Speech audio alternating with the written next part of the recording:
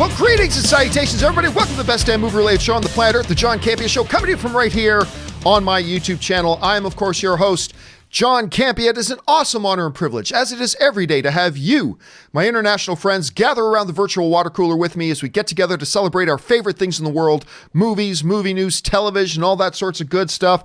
And guys, if you're talking about the Viceroy of Verisimilitude, the Grandmaster himself, Mr. Robert Meyer Burnett is here today, ladies and gentlemen. Robert, how you doing? John, once again, is just a great day to be a movie fan. There's just so much goodness everywhere you look. I bound out of bed in the morning to be on the show, and it just makes me ghibli every day.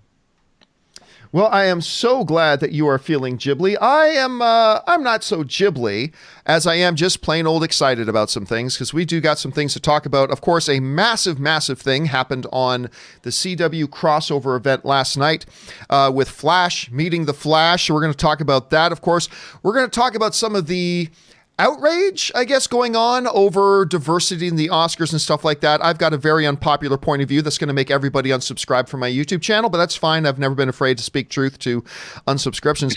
Is Kristen Stewart responsible for the absolute tanking of Underwater? Tarantino not going to be doing his Star Trek film after all that, and a few things more. So let's not waste any time, guys, and let's get right into our main questions. Now, this show is broken up into two parts. The first part, we do all the main topics that you guys send in. We'll get to that in a second. And then the second half of the show is all taking your live questions. Two ways you can send in live questions. Number one, you can use the tip link that's in the top line of the description of this video. You can just go use that. That's the best way to do it. But if you don't want to use that way, you can use the super chat feature in YouTube and get around to that as well. So now let's go on to our main topics today. How do we select our main topics on the John Campea Show? Well, you see, it's really rather simple. You guys come up with the main topics by going over 24/7 anytime you want to www.thejohncampeashow.com/contact. Once you guys get there, you're going to see a form, fill it out with your topic or question, hit submit, and then maybe, just maybe, you might see your topic or question as a main topic here on the John Campea Show. With that down, let's get into our first main topic today. And our first main topic today is submitted to us by Geeky Gator, who writes, "Hey, John and gang. It was a common complaint among Star Wars fans that Rise of Skywalker never explained how Palpatine was alive and with the resources that he had. A visual dictionary book recently explained it, and it sounds like a very interesting story. Do you think Lucasfilm will continue making these big questions in movies to only explain them later on in other material?" All right, thanks a lot for sending that around, Geeky Gator. And yes, one of the big problems of Star Wars The Rise of Skywalker, and full disclosure, I know a bunch of people really like that film, and that's awesome. I am unfortunately not one of them, and that's okay. But one of the big problems of that movie was the fact that they do this big thing where the Emperor returns. And I've always been of the type of the person, Rob, that says you don't have to explain-o-vision everything, right? You don't need to explain everything. You can leave some things unexplained that aren't pertinent to the story and the narrative that's going on as we speak. As a matter of fact, you know, when the whole stuff about Snoke was going on, people saying, you need to explain Snoke. I was of the opinion, no, you don't. We don't need to know who Snoke is. We simply don't. It's not important to the story. We need to know that Snoke is big. We need to know that Snoke is bad. We need to know that Snoke is powerful. And we need to know that he's the guy in charge. And that's all we need to know. Just like in the original trilogy, we didn't need to know anything about where the Emperor came from, how he took over the Galactic Senate and all that. We didn't need to know. It wasn't important. But Rob,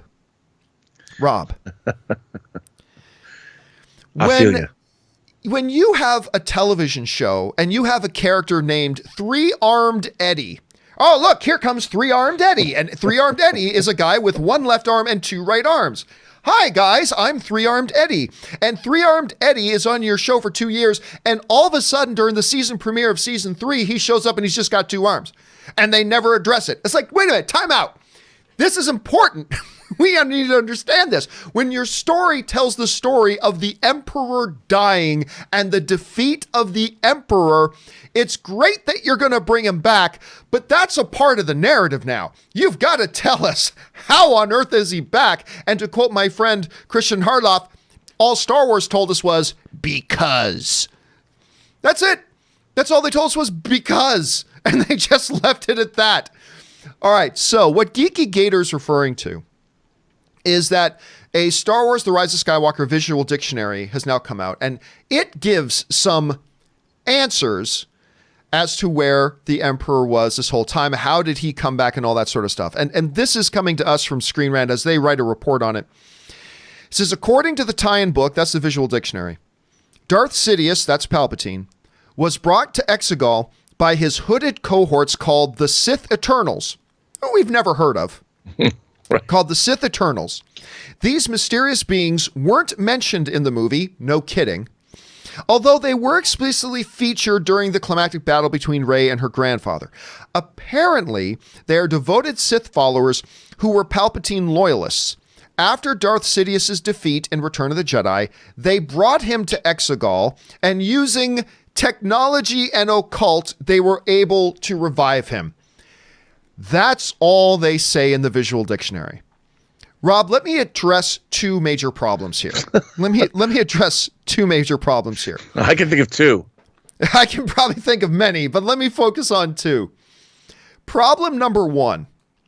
I remember I said this back, when Animatrix was coming out regarding, surrounding the Matrix films. If your movie needs extra movie material to make your movie make sense, then you did a damn poor job making your movie. If I need something outside of the movie to understand what's going on in your movie, then you did a bad job making your movie. All right. It's great that you can give deeper information on things that weren't pertinent to narrative in these visual dictionaries. And by the way, I love these visual dictionaries. I always have. And you can go into deeper stuff that wasn't pertinent to the narrative to give us, flesh it out. That's great. But when you're giving major plot points and you're not giving them in the movie and you're giving them in these visual dictionaries, that is poor form. That is bad form. And I'll come right out and say bad filmmaking. And I say that as a big fan of J.J. Abrams, for the most part. I'm a fan of J.J. Abrams. I love what he did with The Force Awakens. I enjoy a lot of his stuff, but that is poor filmmaking. That is something that needed to be addressed in the film. But let's go on to problem number two, Rob. Problem number two is saying, number one, after his defeat, they brought him to Exegol. Wait a minute. His body was cast down a shaft in a Death Star that blew up in outer space. What do you mean they recovered him? Okay, they recovered him, and then how did they bring him back?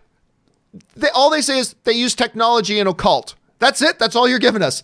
So even, number one, it's stupid. It's absolutely stupid to have a primary narrative point having to be revealed in extra movie sources.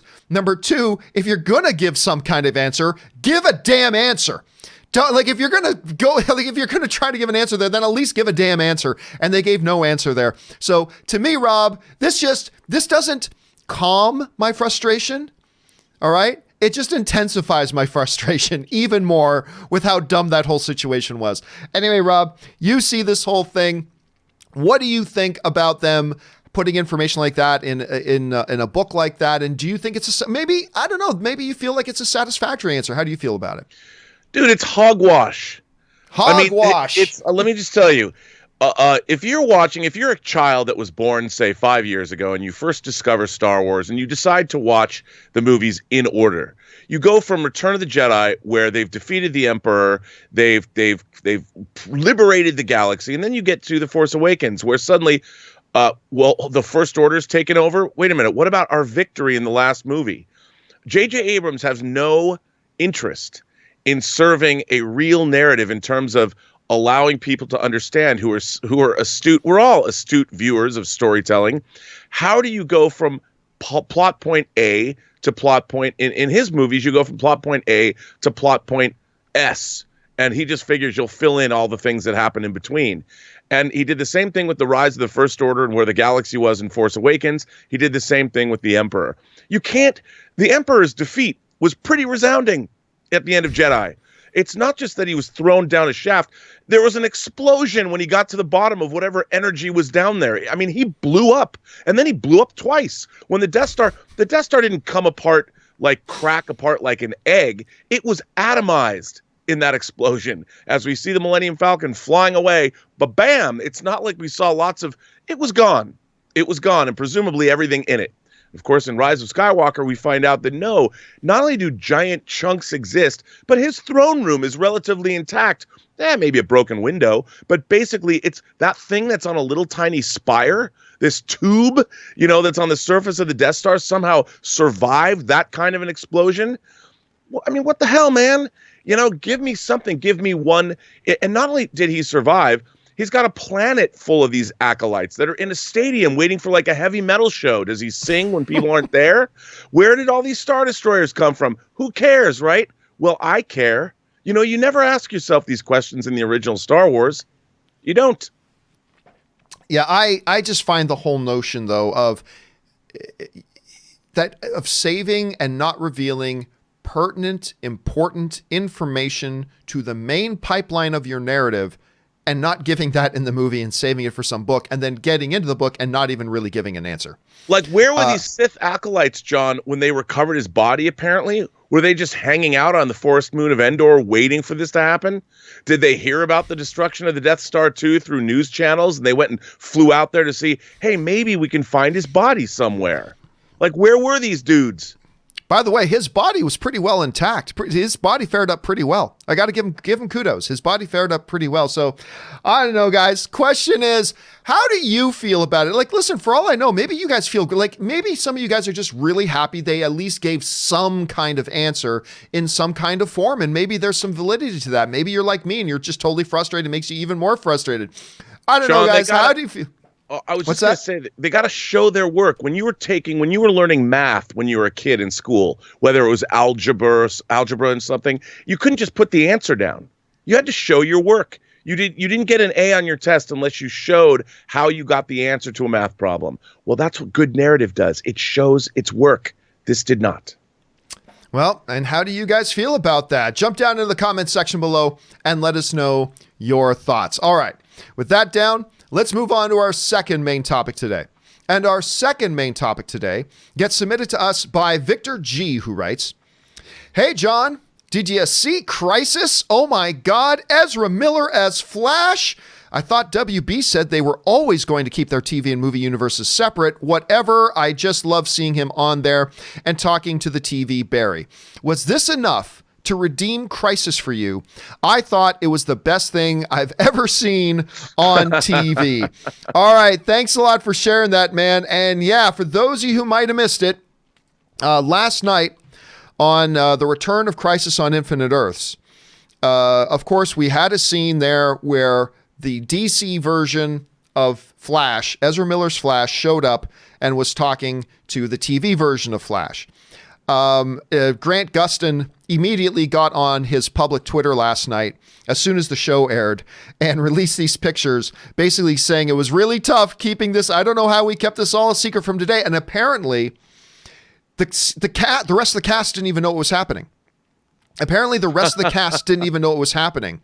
Really? And they kept it a secret. Like Brandon Routh was saying, I had no idea that scene was there. They said they had no idea that this guy was there, which is kind of interesting. But Grant Gustin, of course, broke the silence on this, put it up on his Twitter or his Instagram, I should say, last night. And of course, the show aired and all that kind of stuff. And Rob, I want to ask you this: what did you think about seeing, this Flash, the two Flashes crossover? Did you feel like it was a good moment, a great moment? Do you feel like this kind of redeemed the Crisis on Infinite Earths crossover at this point? Like, how were you feeling about it? Well, off the top, I loved it. I mean, I just loved that they were able to do that. I love the fact that the actors agreed to do it. Both Grant Gustin and our boy from Justice League, who I love, the fact that they allowed them to do that, I thought was wonderful. First, I also love the fact that the Justice League Flash was not called the Flash. When he heard the name, he's like, wow, that's a great name. Like he was, I should use that. And then of course you see that the Justice League universe was apparently wiped out of existence. So in a way, they said the entire DCEU is no longer what we thought it was. It's gone. That Earth is done. So narratively speaking, they did a lot in that little scene, and I found it wildly entertaining. I will tell you what, I was shocked. There's a couple of big things here for me. Number one, I was really shocked to see them do this. Because, like they said in the email, Warner Brother had been pretty stringent in saying we're not crossing over our two things. Now, Right. You can make an argument that having something like that wasn't really a crossover.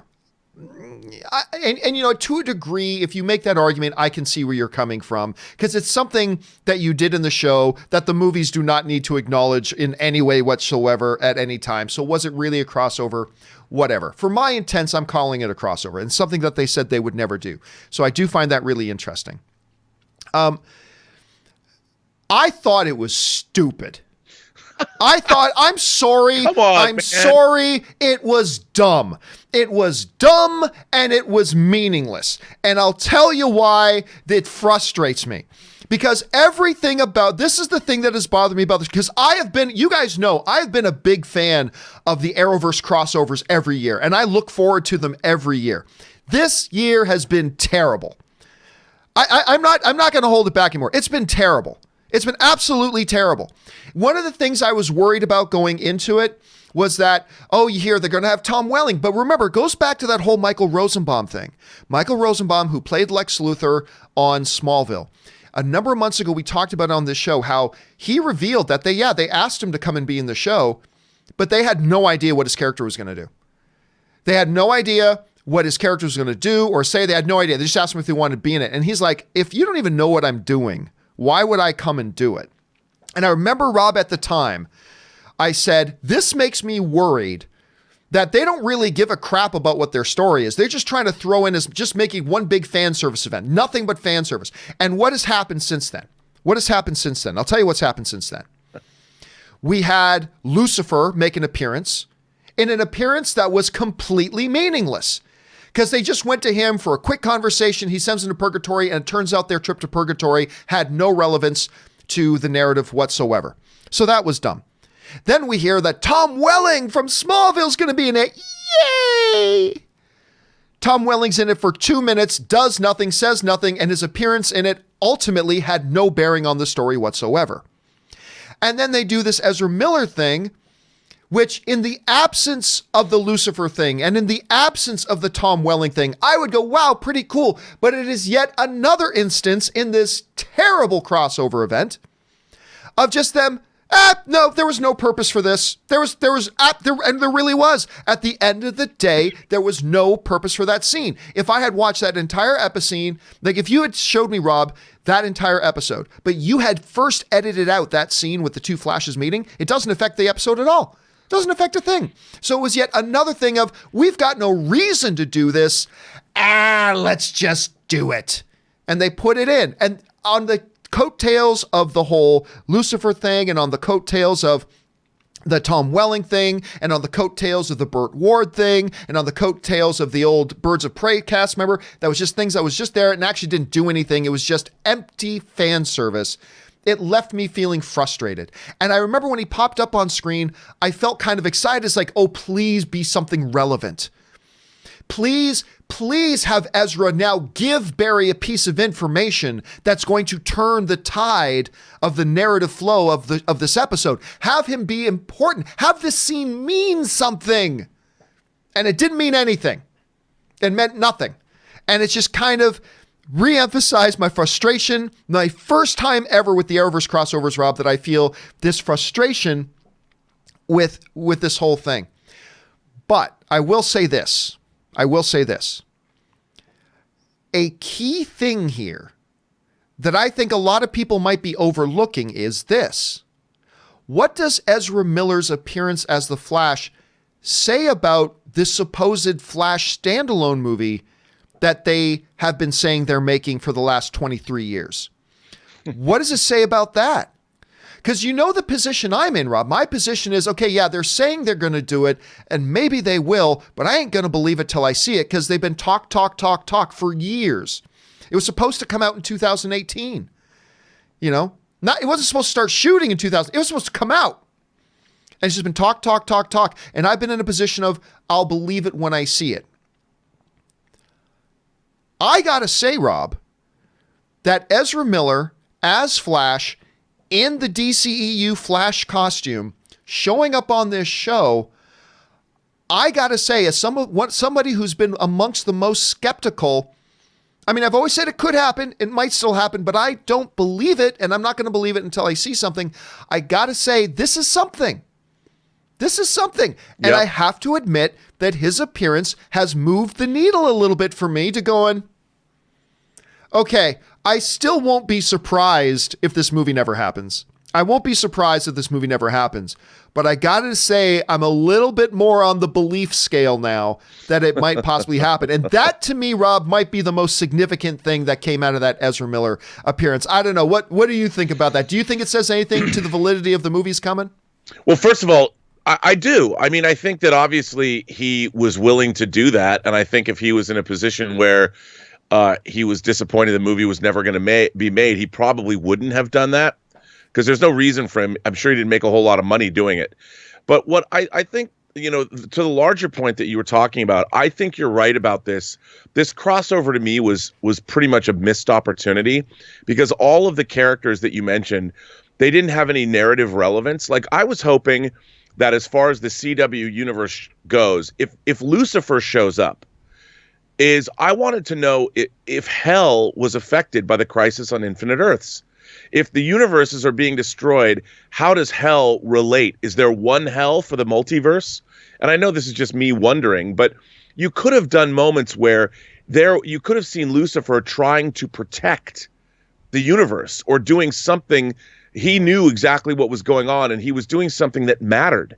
Same with Tom Welling.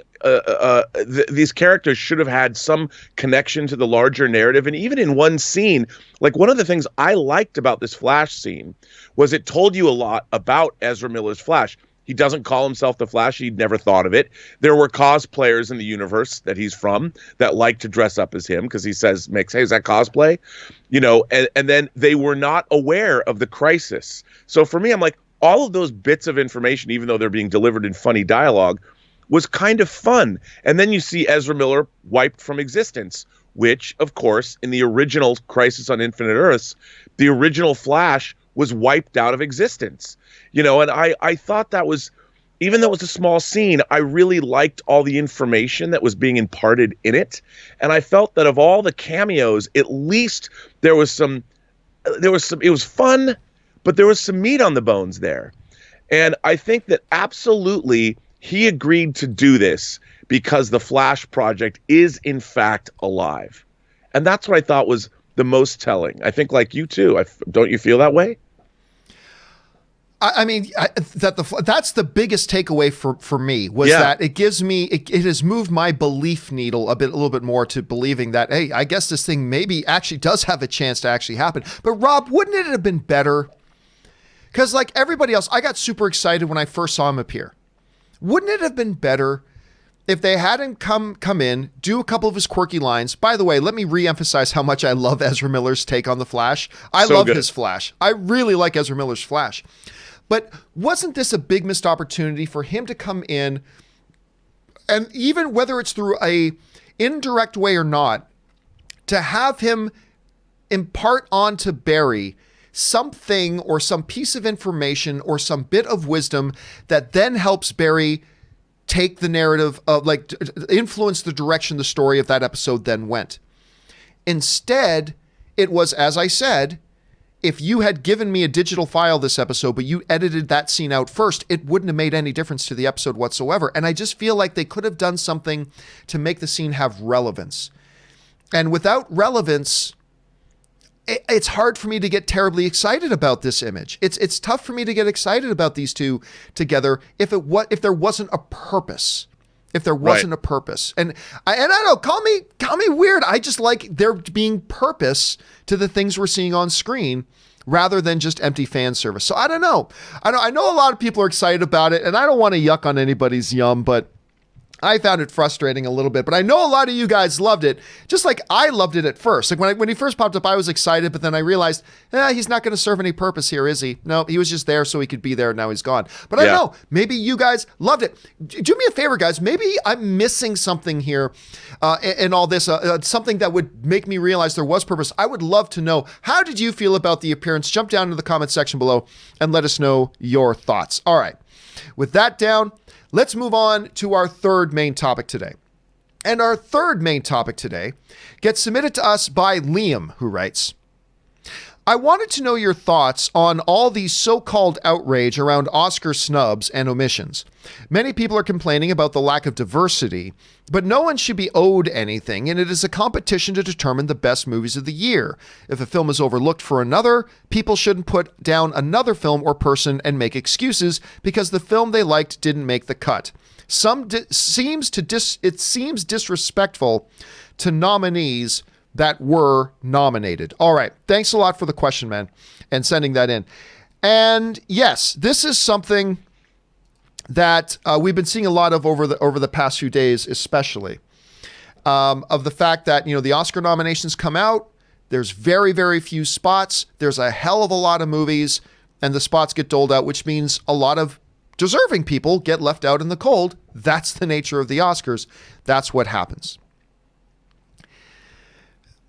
And so inevitably what has come up by a number of people, Rob, including a lot of major outlets, like not just like minor nobody outlets or minor blogs or stuff like that. We see this IndieWire headline here that says the Oscars had a chance to be more diverse than ever in 2020, and it blew it. And it blew it.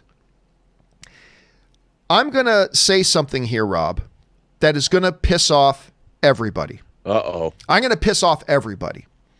I'm going to piss off half of y'all with the first thing I'm going to say, and then those of you who are feeling good about the first thing I said are then going to get pissed off at me for the second half of what I'm going to say, and I don't care because I got to speak truth to this. And here's the truth. This is the truth of this. I don't care if it's popular or not. Truth number one, and it's irrefutable. Hollywood needs to end its agenda of exclusion that it has had for nearly a century. All right? Hollywood, it is simply irrefutable, guys. The math is the math. It's irrefutable. Hollywood has had an agenda of exclusion and a practice of exclusion for a long, long, long time. And Hollywood and we're starting to see change. This is good. I don't want to poo-poo on the positive things that are happening. We are seeing some positive changes happen, but we have a long way to go. Hollywood has been a place for far too long that far too many people are never given an opportunity because of their race, because of their gender, because of their orientation, whatever, what have you. It has simply been an agenda that's been in place for a long, long, long time. And it is one that needs to change. That is truth number one. And we're seeing some good things, yes, but there's a long way to go. And it needs to continue. Too many films, too many people, too many talented people never given an opportunity because of their gender, their race, what have you.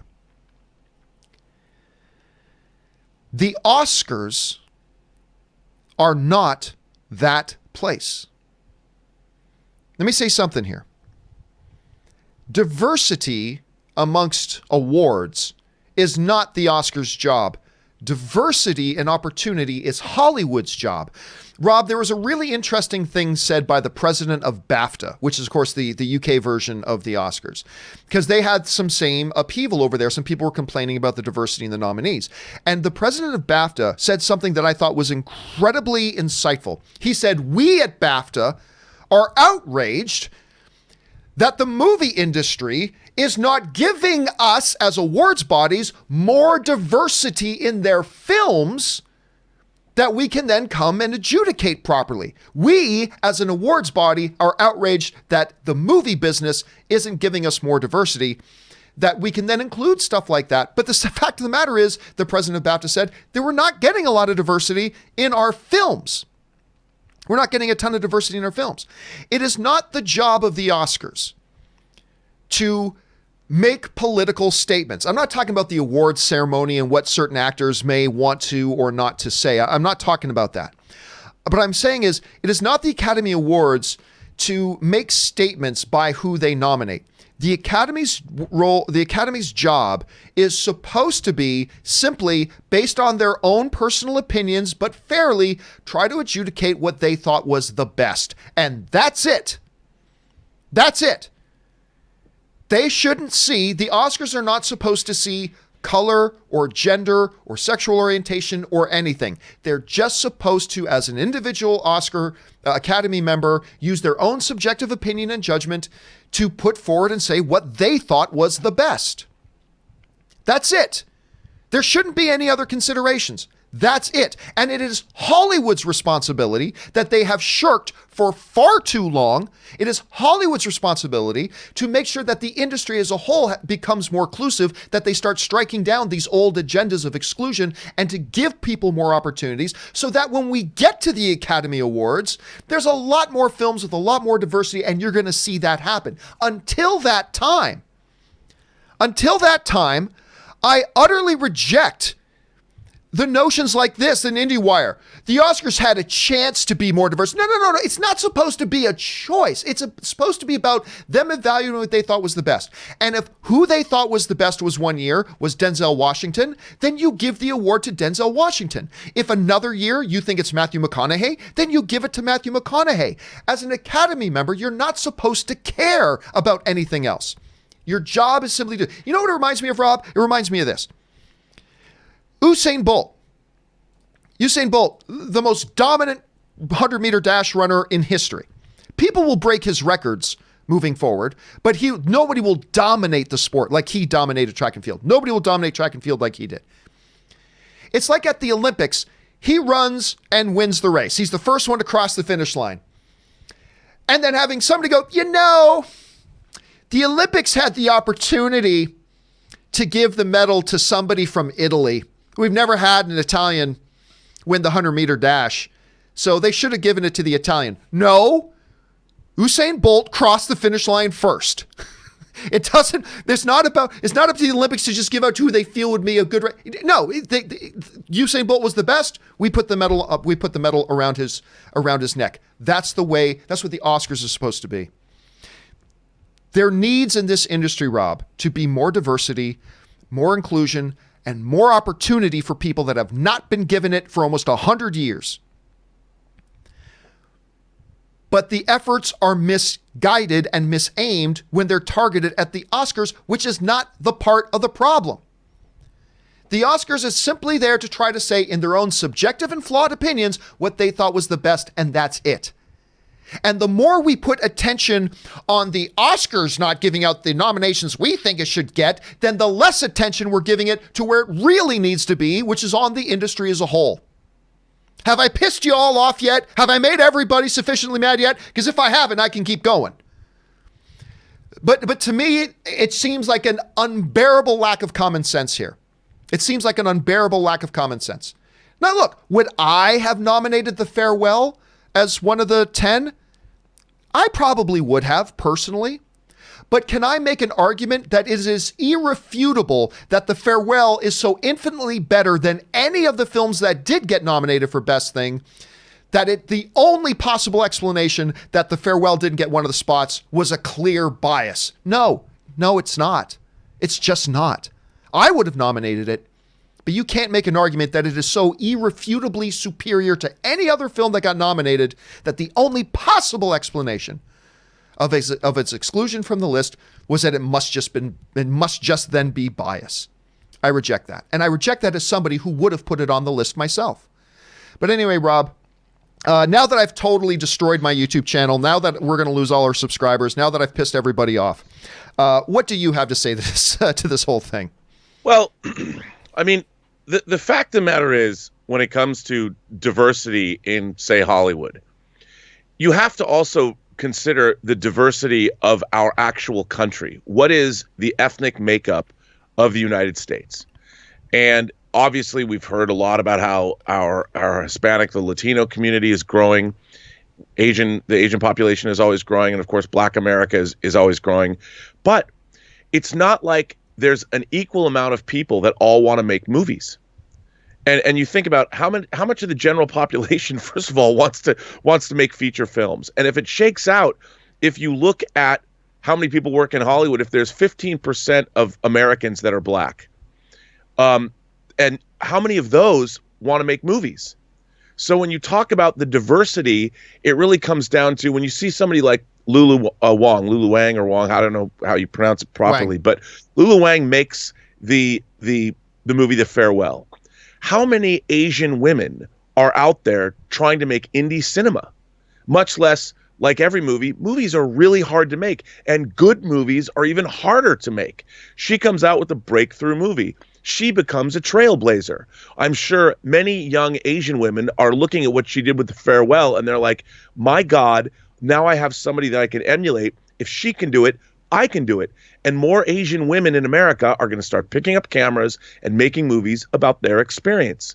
And when that happens, there's going to be more female Asian voices making movies because they see a trailblazer doing it. Now, we're in a position right now where more and more people are doing that. There's more and more voices every day. 2 years ago, we didn't have a movie like The Farewell. 2 years ago, Awkwafina didn't win the Golden Globe for Best Actress. But now we have that. And now more people are going to start taking up cameras and they're going to start making movies. And diversity is not something that you can jumpstart. It has to become something that grows naturally out of watching. You know, people are inspired by like-minded or people that look like them, that sound like them, and it's going to change. We're in an evolutionary period where more and more voices are being heard every single day. But when you look at the Oscars are about supposedly the best of the best.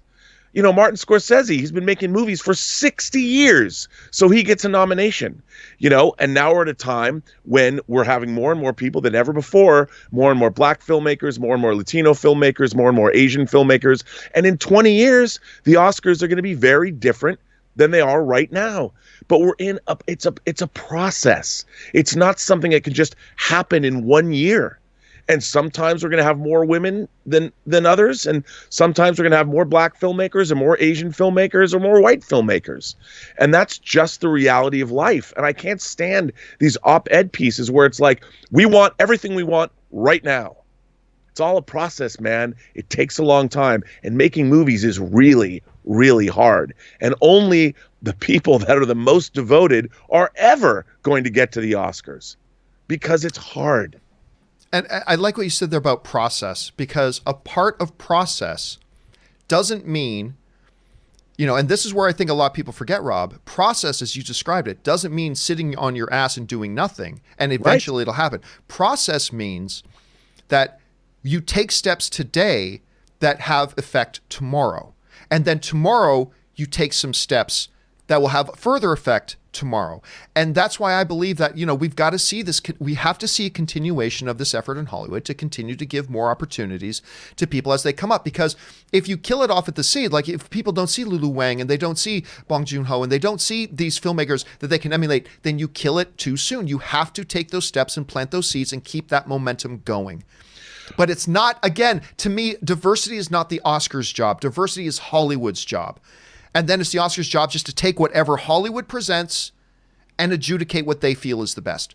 That's it. And that's where I feel like the separation of powers is. I completely agree with you. And, you know, look at Bong Joon-ho. He is somebody that transcended even, I mean, his film is, it's a foreign film. It is a foreign film. It should be in the foreign film category as it is, but it even transcended that. And it's up for, you know, Best Picture. He's up for Best Director. And he's a Korean. What does that say to everybody in the country of Korea? That maybe I can grow up and I can make a film that is honored and lauded on the world stage. You know, and that's we're a planet of beings that is becoming more and more global. We're traveling more, we're communicating with people more across the globe. We live in a time 25 years ago, none of this existed. And look where we are a quarter century later, but I know in our lives we want everything now. But we're watching an evolution right now. And people should be reveling in that. I mean, it's amazing where we're going as a species, assuming we can, you know, not kill each other. But it's pretty great. And how many, again, seeing Lulu Wang's, how many people are going to watch that movie, especially people that have immigrant parents? How many people are going to watch The Farewell and be like, oh my God, that's me. I'm seeing me. And if I can see that kind of representation, I'm going to pick up a camera and I'm going to further the representation of my own people like me by making another film.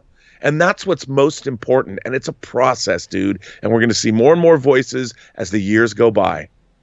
All right, question here is, guys, how do you feel about that? Do you feel like me that it's not the Oscars' job just to give out participation awards, but just to adjudicate what they feel is best, and that it is Hollywood's responsibility to make sure to keep, as Rob put so accurately, keep the process going, keep putting in the work every year to make sure we give more opportunities to people? Or maybe do you feel that, no, John, you know what? We really do think the Oscars have a job to make statements by who and what they nominate. Maybe that's how you feel. If so, jump down to the comment section and leave your thoughts there. All right. With that down, let's move on to our fourth main topic today. And our fourth main topic today gets submitted to us by Michael Johnson, who writes, Underwater drowned.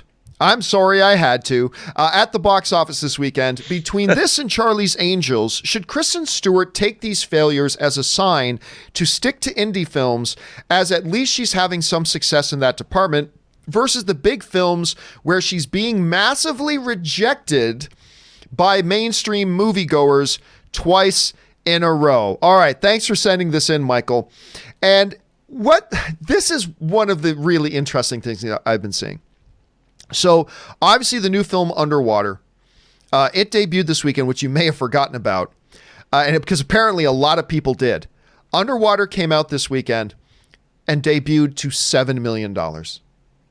$7 million in its opening weekend debut. A lot of people even forgot this movie was opening this weekend. And of course, it got drowned out by a lot of other stuff. The question, though, becomes that we get in from Michael here is the box office failure of Underwater a referendum from the movie-going audience that the movie-going audience, as Michael put in the message, is rejecting Kristen Stewart? Is the performance of films like Charlie's Angels and now Underwater, is this actually a statement being made by moviegoers that we don't accept Kristen Stewart? Is that what's happening here? I want to make a case as to why no, that's not what is happening here. The simple answer to the question of, is Kristen Stewart responsible, and the rejection of the audience of Kristen Stewart, is that what is responsible for the financial, let's be kind and say, underperformance of Charlie's Angels and the financial underperformance of Underwater? Is that what is to blame? If Kristen Stewart had not been in these movies, would these movies had performed better? Would Charlie's Angels have been a hit, Rob, if any other actress had been in the role that Kristen Stewart played in Charlie's Angels? Can you make an argument that Underwater would have opened to $50 million instead of $70 million, or instead of $7 million, had Jennifer Aniston been playing the role that Kristen Stewart played in the film? Can you make that argument? To me, the answer seems rather obvious. Fuck no. You can't make that argument. That Charlie's Angels movie, look, we all said from the first trailer, the movie just simply did not look good. I do not believe you can make a rational argument that if you had just replaced Kristen Stewart with Jennifer Aniston, boom, it would have been a huge blockbuster.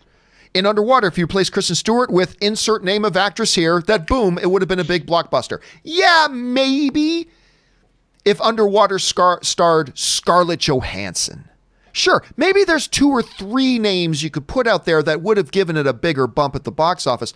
But can you make an argument that, no, that Kristen Stewart was the reason Charlie's Angels underperformed and Underwater underperformed. And I just got to say, you can't make that rational argument unless you've got a pre-existing agenda against the girl. Then you go ahead to your heart's content. But any rational thinking person looks at these and goes, no, that Charlie's Angels movie was not going to perform well regardless. And this Underwater movie, which was barely marketed, was clearly never going to do a lot of business anyway. So do I think any of this is an indicator that Kristen Stewart should stay away from movies that film? No, I don't believe so at all. I just believe she's got to get herself into some better movies. But that's the way I see it. Rob, obviously, my position on this is that Kristen Stewart was not a primary influence as to why Charlie's Angels or Underwater failed financially. Is there a counter argument to that, however? How would you approach this? I agree with you. You know, Kristen Stewart is a fine actress. And clearly people rolled out to see her in Twilight. And, you know, she's done some really interesting, diverse stuff. She was in a movie called Personal Shopper that was directed by Oliver Assayas. Yeah. And I really enjoyed that film. I own the Blu-ray. Criterion put it out. It's a quiet movie about a haunting, really. And I think the reason Underwater failed is it was derivative claptrap that should never have been made in the first place. I mean, remember, I don't know, back in the day, 30 years ago, 32 years ago, when like The Abyss came out, and in the wake of that, we got movies like Leviathan and Deep Star 6. Oh, I remember Deep Star 6. Yeah, and this movie it's sort of a bargain basement underwater monster movie that recycles ideas from 100 different other movies. And you wonder, I mean, I'll bet you my friend Darren Scott, who directed Deep Blue Sea 2, which was a direct-to-video movie, was probably more entertaining, albeit... I'll be honest, I didn't even know Deep Blue Sea 2 existed. I didn't even know it existed. It did. Really? And my friend Darren Scott directed it. It was direct-to-video, but, you know, it was shot in South Africa, and it had some interesting stuff, considering it was made for, like, 2 cents. But still... You look at this movie, and I think that look, dude, I'll watch any genre movie. I will watch any genre movie I can, whether it's science fiction, fantasy, horror. I don't care. But it has to have something that I'm interested in. I had no interest in this movie. There was nothing about this movie that made me remotely curious as to whether or not it would be interesting to me. I knew it already wasn't. The premise itself, an underwater base that's threatened by a monster. Yawn. I mean, give me something. I'd rather watch Meg again. That's saying something. I know. Saying something. So I agree with you. So guys, the question here becomes for you. Do you feel like if another actress had been in the role in Charlie's Angels, other than the biggest actress in the world, like Scarlett Johansson or something like that, but do you feel if just another actress had been in Charlie's Angels or in Underwater, that the box office would have been significantly higher for those films? Or do you feel like me that I don't think there really would have been much of a difference? So I don't feel it is Kristen Stewart to blame. Maybe you feel that it is. I want to hear what your thoughts are on that. Jump down into the comments section below and leave your opinions there. All right. With that down, let's move on to our fifth and final main topic today. And our fifth and final main topic today gets submitted to us by Eddie Harry, who writes, "Man, did you see that Quentin Tarantino just said he's not going to be directing that Star Trek movie that he was working on? Why? He's never done sci-fi before and would have been awesome to bring his eye to a Star Trek film. Why is he afraid to get outside of his comfort zone?" All right, thanks a lot for sending that in, man. And yeah, for those of you who did not hear, of course, we've been talking about this for a number of months. A little while ago, the internet basically broke when J.J. Abrams and Quentin Tarantino had met because Quentin Tarantino pitched this idea for a Star Trek movie. J.J. said, "That sounds amazing. Let's take it to Paramount." They went to Paramount. Paramount said, "We like the idea." They hired some screenwriters to start writing a script. There was a lot of speculation that it was going to be Quentin Tarantino's movie, that he was probably going to direct it, and all this kind of stuff that went on. Should be important to note here that Tarantino himself never actually said, "I am going to direct it." But they allowed the possibility to float out there, and a lot of people thought that maybe he would. I thought there was a decent chance that if this movie happens, that Tarantino could himself do it for the exact reason you just brought up in your email. He'd never done anything like this. He's never done anything like this. And that's a big reason why I thought, man, this would actually be a pretty cool thing for Quentin Tarantino to do. It would be very interesting, I think, for him. I think it'd be very interesting for Star Trek, all that kind of stuff. However, that said, Rob, it seems like Tarantino has now put the brakes on all of that speculation, as Tarantino himself is now basically saying that, yep, no, it's not going to be him. He said, I'll help out and I'll get involved, but it's not going to be me. This is what he says specifically. I think they might make that movie. Like, he's saying that Paramount may still go ahead, even though they're doing the Noah Hawley film right now that is not the Quentin Tarantino idea. But Tarantino's suggesting that they may still make this movie. He says, I think they might make that movie, but I just don't think I'm going to direct it.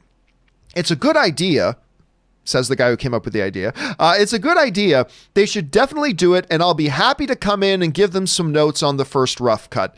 So that comes from, again, Quentin Tarantino, highlighting again that, any hopes that a lot of people had that we could see Tarantino do this big sci-fi epic with a Star Trek film, that seems to be dead and gone at this point. Rob, I look at this as a bit of a shame.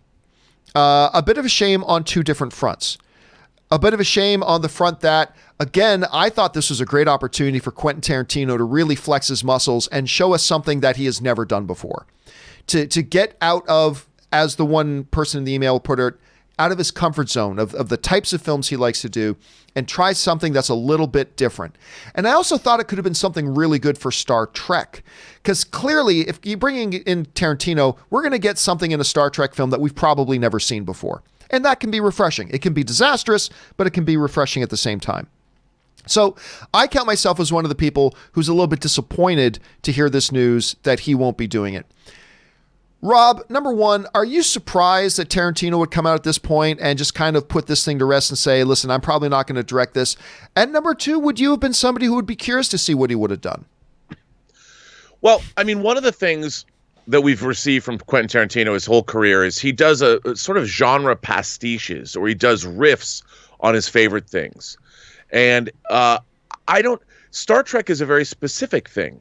And what I would like to see, if Quentin Tarantino was actually going to make a science fiction movie or a Star Trek-esque movie, I would love to see what his take on a science fiction movie is.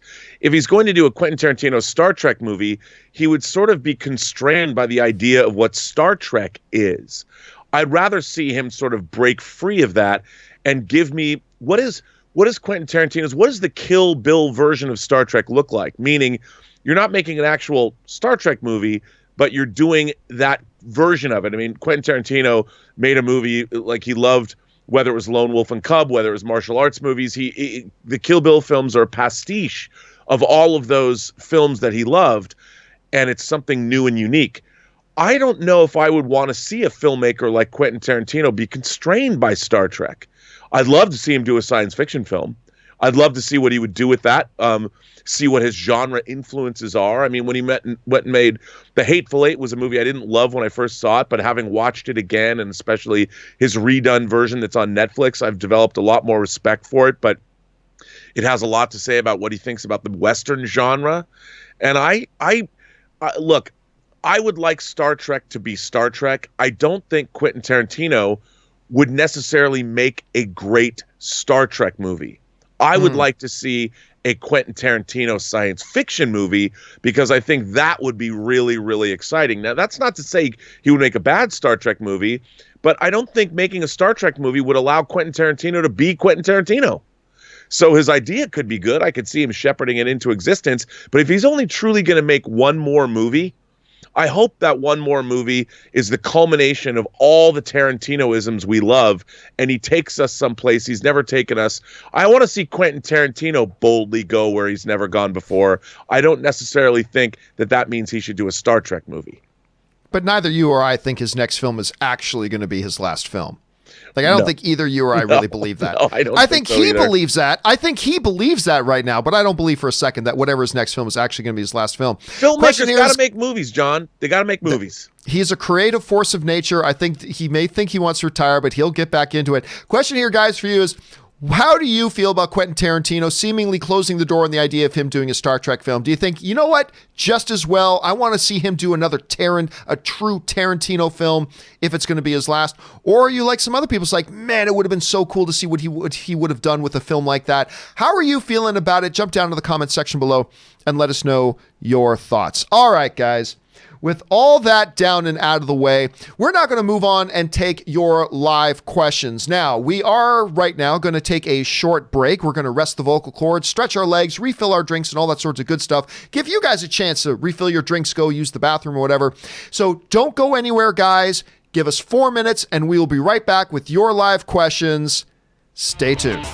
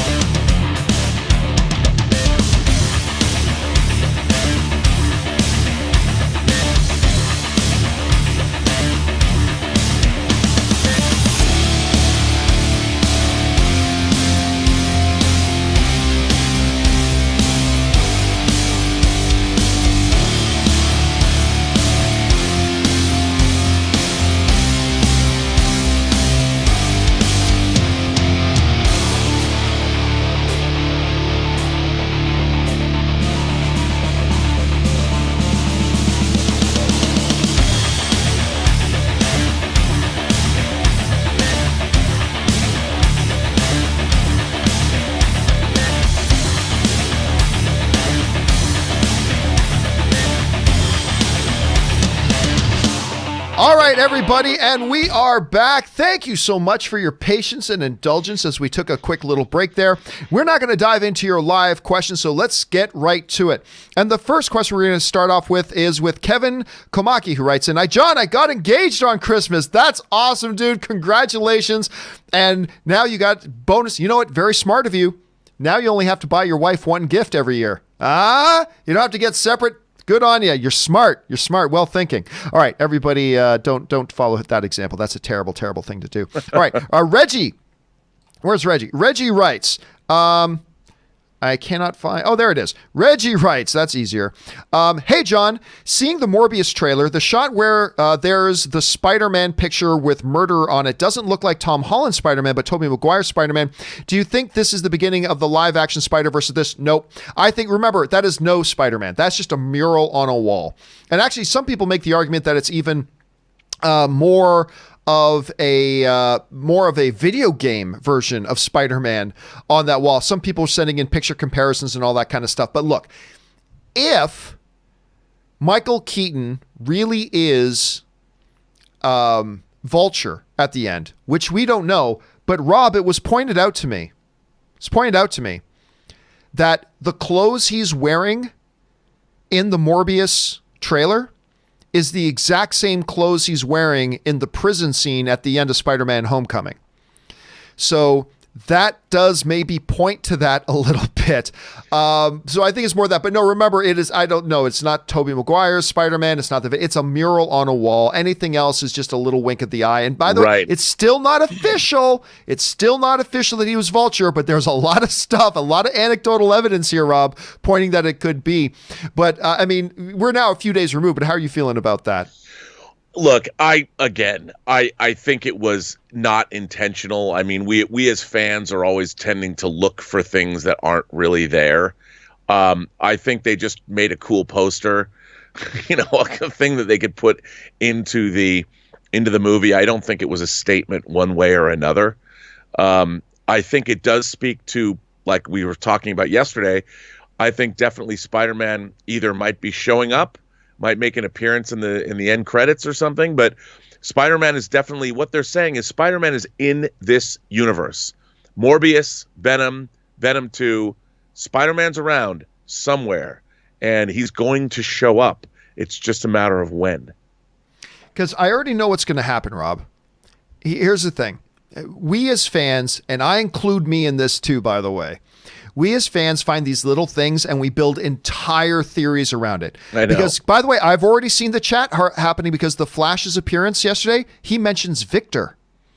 So I've seen a bunch of people now going, it's confirmed, DC's going to make a Cyborg movie after all. It's like, no. But they said Victor. I know they said Victor, but I don't think that means they're moving forward with a Cyborg movie. But anyway, but that's what we do. I've done it. I know a lot of people do it. And by the way, I just realized Reggie's tip there was really, really big. So thank you so much, Reggie. We're going to be answering this question as well in its own standalone video, as well as answering it right now. So thank you for supporting the channel on that level, dude. And we will get a standalone video with that as well. All right, moving on here. Darth Sidious writes, hey, John and Rob, what do you think of the news that Disney is bringing George Lucas back for creative process and Jon Favreau? That's not real news. Just so you know, Darth Sidious, that's not real news. I don't know who told you that, but it's not real news, so there is no news to talk about there. All right. Thomas Patterson writes, it is worth noting that every original Star Wars film also dropped at the box office with each new one. Episode 6 fell to $475 million from Episode 5's $548 million. Sith went up from Clones because it had less competition and was the quote-unquote best one. The Rise of Skywalker has neither benefit. I don't know, Thomas. See, here's the thing. I think a lot of times, and I do this too, I do this as well. I think all of us as film fans do. We look for patterns that support our existing position. Some people call that confirmation bias. But we do that. And I don't know if that necessarily speaks to a definitive pattern. I think what it does do, though, is it points out previous precedent, say, look, this isn't unusual. It doesn't mean it's a rule, but I think as precedence at least says to us, this isn't unusual. I was making the argument the other day, Rob, that, Star Wars: The Rise of Skywalker about to cross the $1 billion mark again. Another Star Wars film crossing the $1 billion mark, and there are a lot of people who are going to try to somehow paint that in some kind of negative light. Say this is a failure. Yeah, it's made them $700 million in profit. Big failure. Woo. Or however much it's going to end up making them. $500 million in profit. Whatever. Big failure. But I don't think that a few patterns here and there necessarily justifies what I said. I think at least gives precedent to say, hey, listen, a film in a franchise making less than a previous film in the franchise is not unusual or unheard of. There are examples of it, but I don't think it establishes a rule that means that's what's always going to happen. You know what I mean? I don't know, Rob, how would you address that? Well, look, there's always, when something is new, you have everybody flocking to it. And there are people that it's just not for them. So you're not getting them for the second or third one.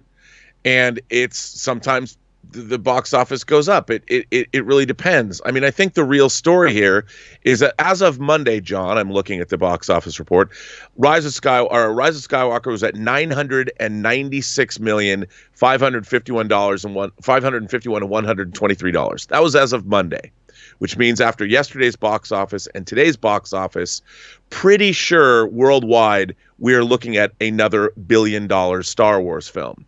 Now, what's really interesting is these detractors can say what they want, but any movie that crosses $1 billion, any movie, that is an extraordinary feat because we're seeing basically a ceiling.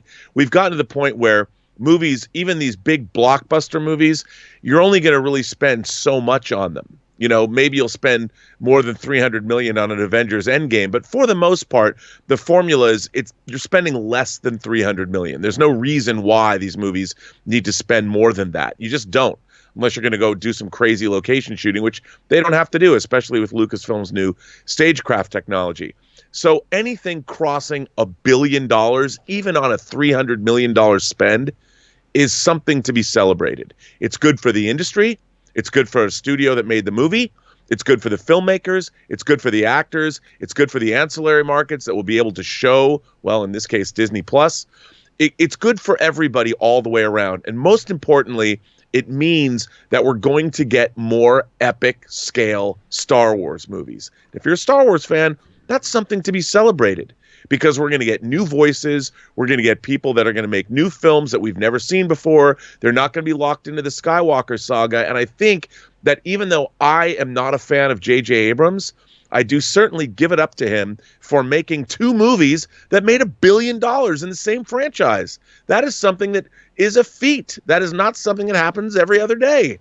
And it's not to say that means the movie's good. I mean, box office doesn't tell you that the movie's good. Not at all. Not at all. But it is a ridiculous feat. All right, let's move on here. Next one up comes to us from Trevor, who writes, Vulture, Morbius, Mysterio, Kraven, Scorpion, and Carnage versus Spider-Man and Venom. What do you think? I think it sounds like a great YouTube video. I think it sounds like a great, fun, short YouTube video. I don't think it sounds like much of a feature film, to be honest. And by the way, Morbius is probably going to be painted here as an anti-hero. I don't think Morbius is going to be painted as a straight-up villain in this. I think he's going to be an anti-hero, which, by the way, he has been portrayed as in the comics before. Yeah. So that's not going to be a big departure. I know, Rob, how do you see that? Absolutely an anti-hero. I mean, it's Jared Leto. You're not going to turn him into a straight up villain. He's got those dreamy good looks, John. He's a rock star. And the same thing with Kraven. I think they're going to make Kraven an anti-hero. And now what they do with Vulture, Mysterio, which Mysterio's dead, but who, multiverse, whatever, Scorpion. I mean, that's all different in Carnage, but I think Carnage gets dealt with in this movie. Vulture's a dad, man. He's just trying to get paid. He got screwed over. Come on, what's up? He did get screwed over. All right, Sammy Elrari writes, The Wailing is the most underrated movie, 99% of Rotten Tomatoes. I'm only familiar with one movie called The Wailing, and it came out a few years ago. It's like a Korean film. Oh, yeah, dude. Like there's a cop and he's trying to save his kid and there's this sickness and blah, blah, blah. Is that the one, or can you think of another one he might be talking about? No, dude. Overall, Bobby Boy here, your boy Rob Burnett, over under 50%. He has The Wailing on Blu-ray. Oh, yeah, I do. With the question, I'm going to say that's probably an affirmative. All right, thanks for pointing that one out, Sammy. Okay, next up. Great movie, by the way. Nad Zigri writes, spent my birthday week in Disney World for Galaxy's Edge. Nice. Also, because I'm developing a project for Disney Plus. Very fun. The new Resistance ride, so clearly you're out the one in Florida. The new Resistance ride is un-effing real. Built my own saber. What would be your color? Thanks. Well, listen, I am so stoked about riding this, the Rise of the Resistance ride. Everybody is talking about it. It opens in the California Disneyland this week. So I'm going to be going pretty damn soon to go and check that Friday. out. Yeah, I won't be going Friday because there's no way I'm going to get in on Friday. But I think I would probably do a blue one. I think if I do, Anne's gone in and done the lightsaber build. And I think if I was going to go, I would probably do a blue one. But the really nice thing about these lightsabers you build is that you can change out the kyber crystals. And depending on the kyber crystal you put in there, it emits a different color and a different sound. Like Anne's got hers and she slid in a new kyber crystal and it made a totally different sound as well, which is really kind of fun. So I'm looking forward to that Rise of the Resistance ride, dude. So much. Okay, Aaron Townsend writes, hey, John, it's obvious what a director and writer do, but can you explain exactly what producers do day to day when working on a feature film? Well, obviously, Aaron, we do not have the time for that. I will just tell you this. Producer is the most nebulous title in movies. Because a producer can literally be the person who works day to day and is the most foundational person responsible for getting a movie made. But they also just hand out producer credits a lot of times like candy, where somebody could literally have done. I mean, Steven Spielberg has his name, Rob, listed on some movies as a producer where he literally sat down and took a meeting and made a phone call or two, and they gave him a producer's credit and done nothing else. Then there are producers who are very, very hands-on and work day to day with the operation, making sure everything from picking the director, the script, making sure everything happens properly, blah, blah, blah, and they're very, very active. So it's very difficult to nail that down. If you had to try to give it in a statement or two, Rob, how would you define what a producer does? Well, I think, a real working producer, or they call them maybe even line producers, but a real working producer shepherds a project from its inception, usually finds the project to be made, and then takes that project through to completion. That's what a real working producer does, is on set every day, is in the office every day, is overseeing the decisions. And a great producer makes sure that his director and his crew or her crew has everything they need to realize the director's vision. And that's what, in my mind, what a real working producer does. But then again, in the case of a film that I'm working on right now, I have a producer who didn't work on the movie, who's loaned his name to the production, but has been there to consult when we have needed him to do so, given notes, given moral support. And now that we finished the movie, he's going to be instrumental in helping us get the movie out there. And that's also vitally important. Yeah, so again, it's a very nebulous term, producer. Like director, you understand what they do. Writer, you know what they do. But producer can mean a million. When you see somebody with a producer credit, it could mean a million different things. It really, really could. All right. Quick Strike TRU writes, hey, John and Rob, long time, second time, yada, yada. I saw 1917 and absolutely loved it. Going again tonight. The movie is special and people shouldn't let it go just because they don't like war movies. Well, I don't know about that. The movie is fabulous, and it is my early pick that I believe it will win Best Picture. That said, if you're somebody who really doesn't like war movies, 1917 is definitely a war movie. It's more than a war movie, but it is also a war movie. And if you just simply don't like war movies, and you didn't like, I don't know, what's one I can pull out of my hat here? What's one of what was the Willem Dafoe one again? Why am I freezing on the one that Platoon. Willem Dafoe was it? Platoon. Why did I freeze on Platoon? If you don't like Platoon, or you don't like A Saving Private Ryan, or you don't like because you don't like war movies, then actually the chances are you're probably not going to like 1917. But if that's not an issue to you, you neither like nor dislike war movies. It's just another genre movie. Whatever, I think 1917 is one of the most special accomplishments in film this year. It's absolutely something you should see. But like, if I hate hockey movies and I hate hockey and I hate hockey movies, I probably shouldn't watch Slapshot because it's not going to be for me. Rob, do you think somebody who really doesn't like war movies at all would still like a 1917? Well, yeah, because I think that then in a way, it's not. I think 1917 is also an Odyssey film. It's the journey that two Yeah, in men many make ways. through a war-torn land. I mean, yeah, there's obviously it's about World War I, but really it's about a quest. Two men are sent on a quest, and they come up against impossible odds to basically save a group of men from destruction. And if you look at it that way, I think it transcends the fact that it's set, of course, in the middle of World War I. And I think All that's right. what makes it universal. Let's move on here. Next one up comes to us from Filming in Ohio writes, where does the X-Men franchise go after the New Mutants? Nowhere. It's done. And a brand new X-Men starts once Disney gives us an idea and once they have an idea about what they're going to do with it. But the X-Men franchise as we know it is officially over. Daniel Hinoja writes, I never see plot holes while watching. Easy to please? No, I don't think that means you're easy to please. I just think that means you are focused on certain things in a movie that if plot holes... I think you're a type of person who probably lives in the moment of a movie. And if you live in the moment of a movie, then you'll probably overlook plot holes and they won't jump out at you as much. If you're another type of movie viewer where you're watching it and you're kind of looking at it as a movie of a whole, maybe you pick out plot holes as you go. But I don't think that means you're easy to please by any stretch of the imagination, Daniel. John M. writes, when Tenet's budget was reportedly over $220 million, but no high-price A-listers and practical/CGI effects seemingly consisting of simply playing footage in reverse, where is this movie going? I hear there are many shooting locations, but that can't account for that much. Oh, you'd be surprised, my friend. You'd be surprised. And by the way, John, don't just because something you saw in the trailer, don't make you think, oh, so there's really no real visual effects in this movie. Don't think that for a second. Don't think that for a second. Inception was loaded with advanced visual effects.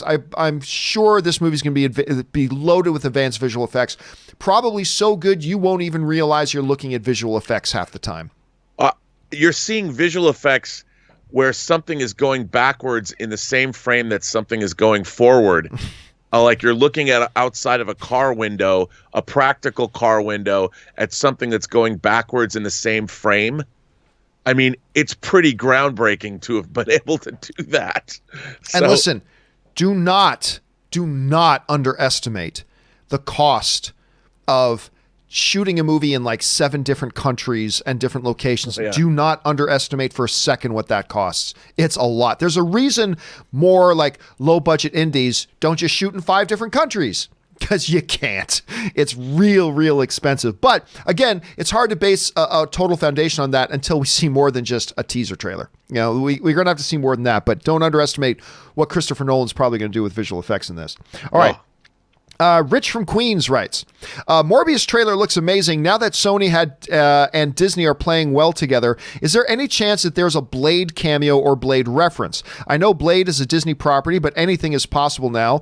Also, Dixit is my favorite word of 2020. Good to know I can have a positive influence on the pop culture vocabulary. Listen, again, I say this all the time. Whenever you use words like ever or could or chance, the answer is always yes. Yes, there is a chance that there could be a Blade reference. Yes, it is possible that could happen. I would consider it to be very unlikely, Rob, considering that the MCU hasn't even brought Blade in yet.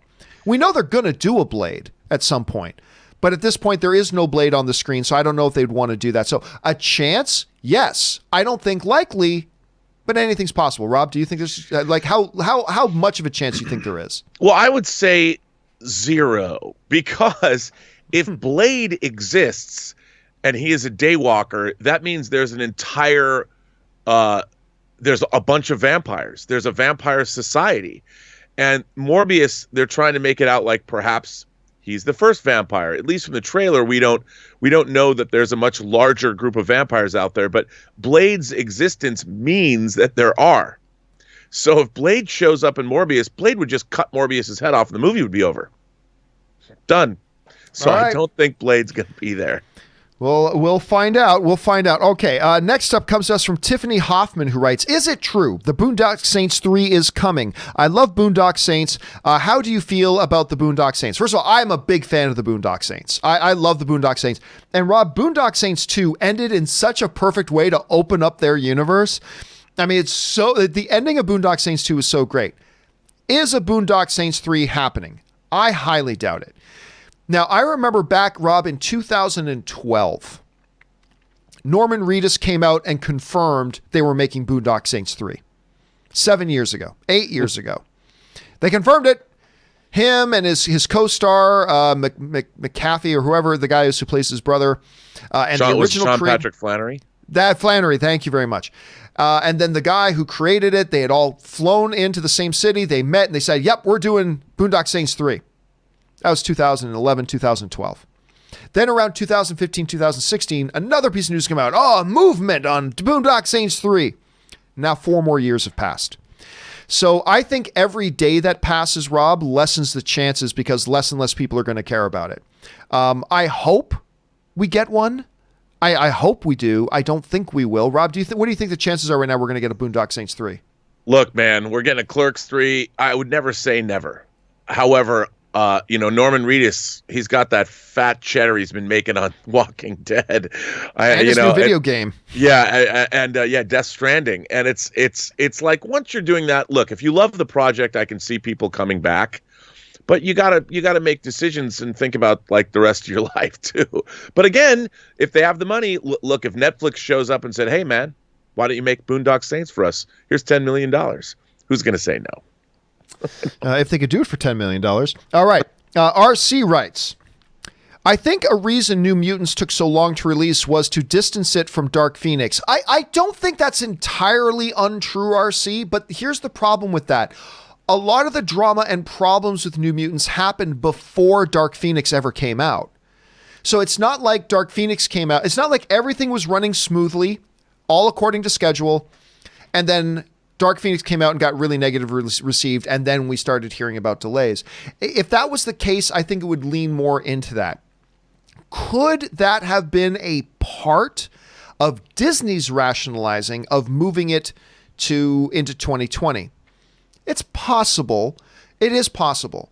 I still probably think not, just because, again, like the long storied problems of this project, Rob, were ongoing before Dark Phoenix ever saw the light of day. So I don't know. How feasible do you think it is that maybe part of the reason Disney pushed it again was to give it a little bit more breathing room from Dark Phoenix? I think that's part of it. I think absolutely. New Mutants can live. It's a movie that lives on its own.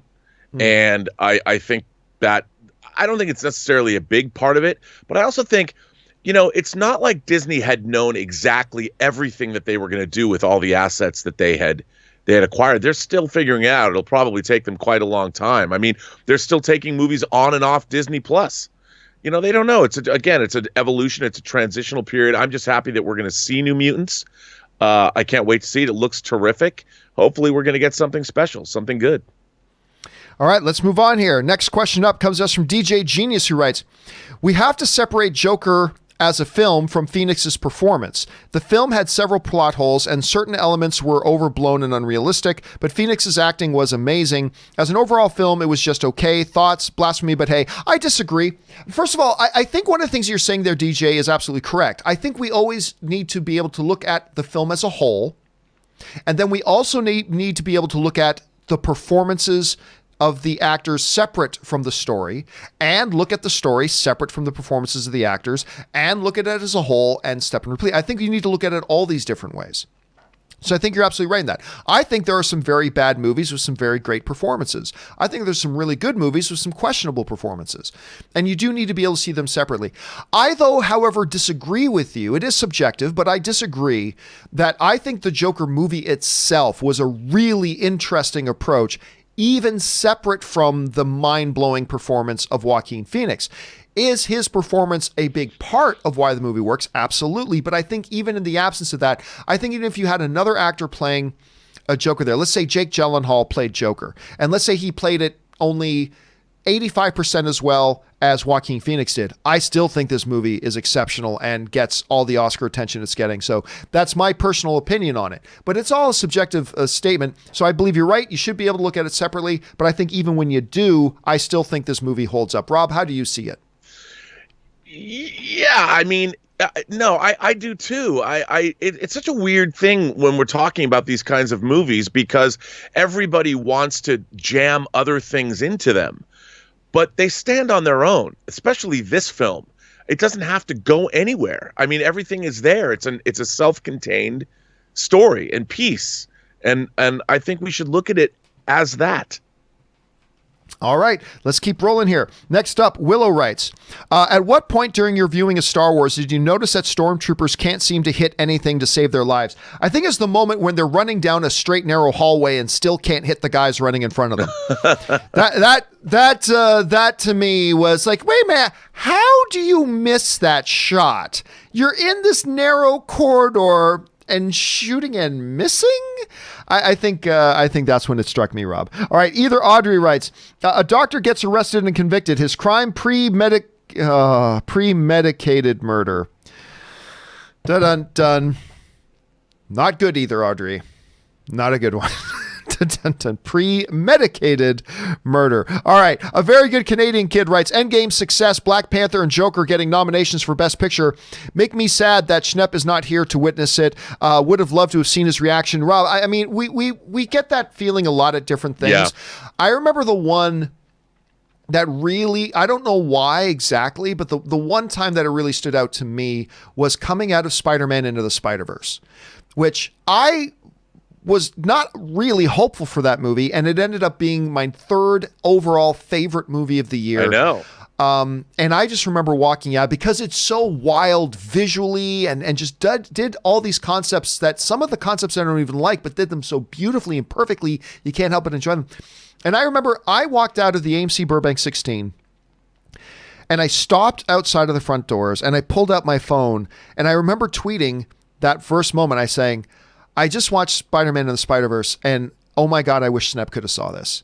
I mean, yes, for Endgame, yes, for the other films that come out, absolutely. But it was Spider-Man and the Spider-Verse to me that made me go, man, I really wish Schnepp could have seen this. But yeah, with all the success we're having too, what was do you think was the moment for you that really stood out to you the most when you came out of something and thought, oh man, I wish Schnepp was here to see this? Well, it was Endgame because I was with you, but the first time I saw Infinity War, I was at that press screening right after the premiere in the morning, and I was with John Schnepp and Amy Dallin and Markea, and I at the same theater you and I saw Endgame at. Yeah, and no, we were at the El Capitan when we saw. Oh, I thought you saw it on the Disney lot too. No, okay, I so it was saw El Capitan. Thor there, Ragnarok, but then I was at on Hollywood Boulevard. And we had, I mean, John and I were like, we kept hitting each other in the shoulder. Like when Red Skull showed up, we were like kids in a candy store. And it was so much fun sitting next to him, seeing Infinity War. It never occurred to me when we saw it that he wouldn't even be here to see Endgame. And I was just really melancholy. And I don't know if you remember, but Marquis and I, we made a little video when we were standing outside the theater when everybody was coming out about John Schnepp, and we put it up online, and that was what it really hit me then. All right, but yeah, we're going to continue to get those moments.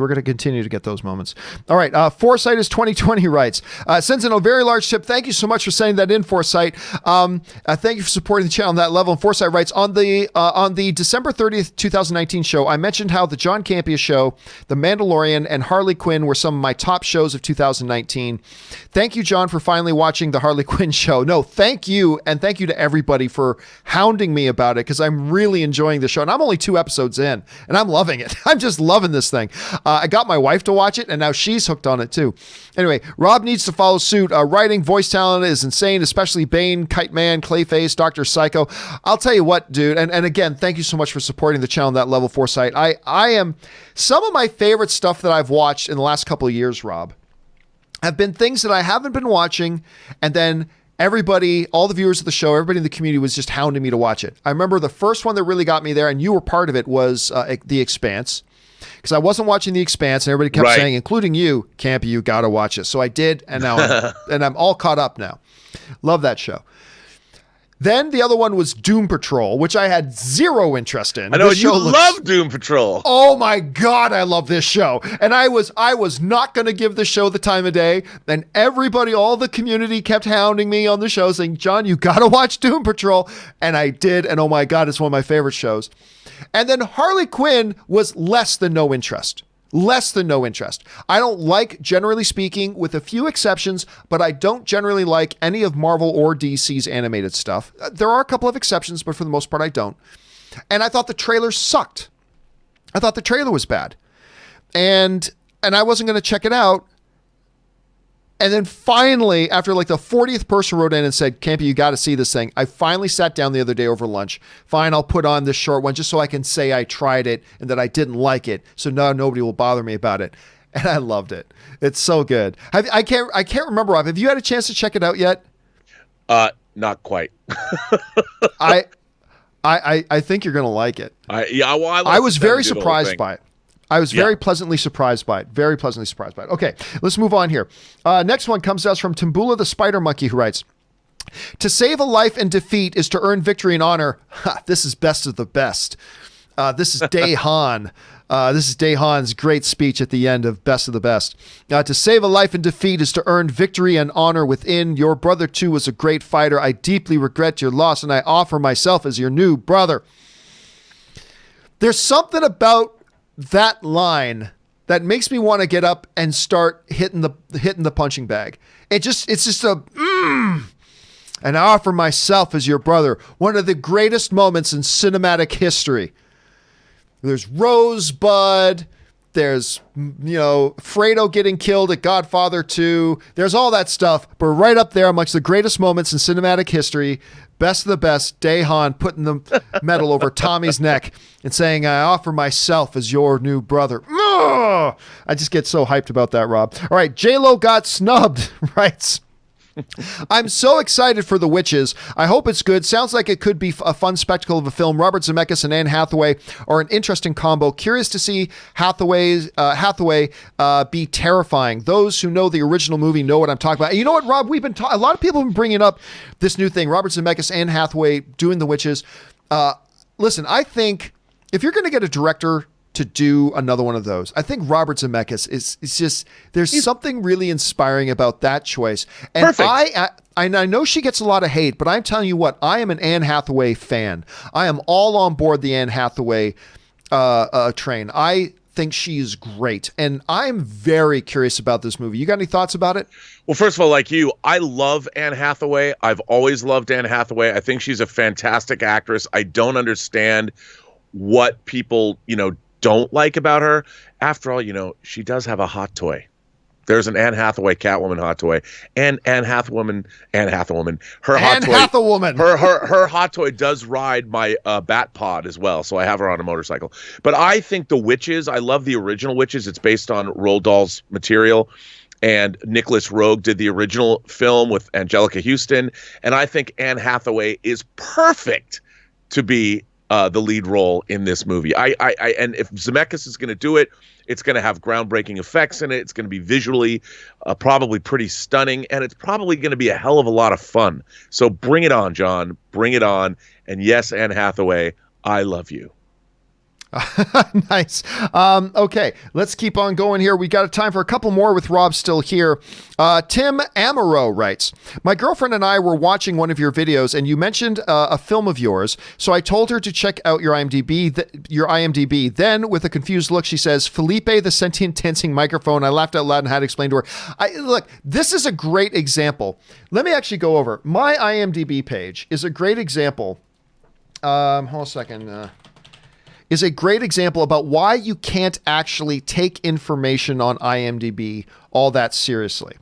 And a lot of it has to do with the fact that other people have the ability, Rob, I'll bring it up here. Other people have the ability to go in and put in information on IMDb. Yep. So there's a bunch of very accurate information about me on IMDb, about things that I've done and all this kind of stuff. But one of the things that they do list is Felipe the sentient dancing microphone, which is, of course, something that I joke about from time to time, but is clearly not a movie that I've ever done. Somebody put that in there.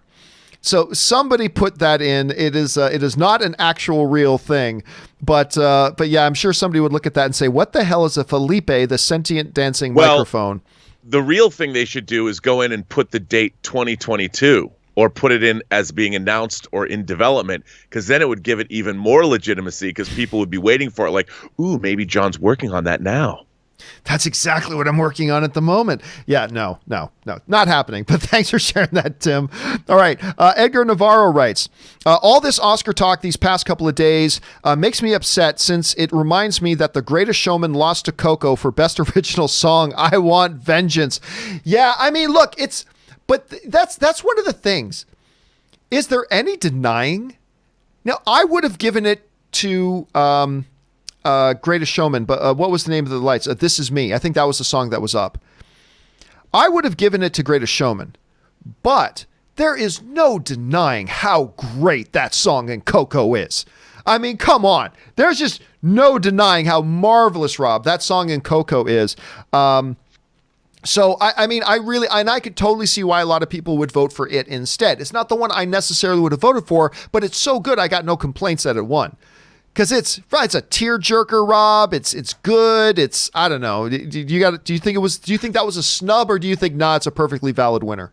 No, it's absolutely a valid winner. I mean, we've talked about this on the show before. I mean, Coco is it's one of the movies I most regret not seeing in a giant theater. When I put that Blu-ray on, when I first bought it, because, I buy all the Pixar movies. I own all the Pixar movies. I was weeping. It's so gorgeous. And, but then again, I didn't see Greatest Showman until you had been playing. You actually, the first time I even heard music from it was in your car. That's when right. we went to look at camera equipment. You're like, you got to listen to this, because you are the song and dance man. You always turn me on to the music I'm missing, and I was blown away. And it was a total, when I saw a lone steelbook of Greatest Showman in Best Buy, just sitting there all by itself on an end cap. I'm like, I got to bust on that. I brought it home. Elizabeth and I watched it, and I loved The Greatest Showman. I thought it was great. But is it better than Coco? I don't know. Coco's pretty damn good. Yeah, and that song in it was absolutely remarkable. Okay, So last good. question.